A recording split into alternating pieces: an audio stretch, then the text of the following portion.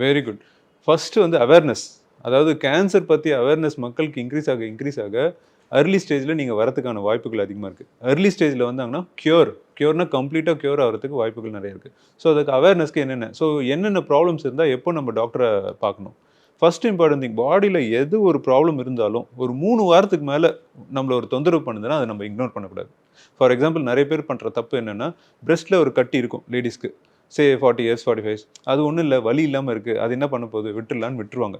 அது விட அது வளர லாஸ்ட் ஸ்டேஜில் வந்து நிற்பாங்க. ஸோ அவங்க என்ன பண்ணணும், கட்டி இருக்குது ஒரு மாதம் பார்க்குறாங்க சரியாகலையா உடனே அவங்களுடைய டாக்டரை போய் பார்க்கணும்.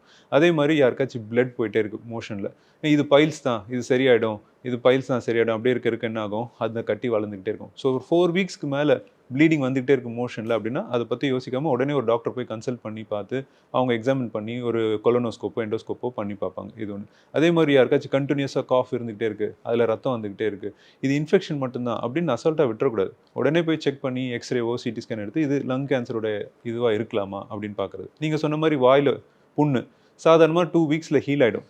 வலி இல்லாமல் இருக்குது 1 மந்த் ஆயும் அப்படியே இருக்குது, உடனே உங்கள் பக்கத்தில் இருக்க டாக்டர் பாருங்கள், ஒரு டென்டிஸ்ட் பாருங்கள்.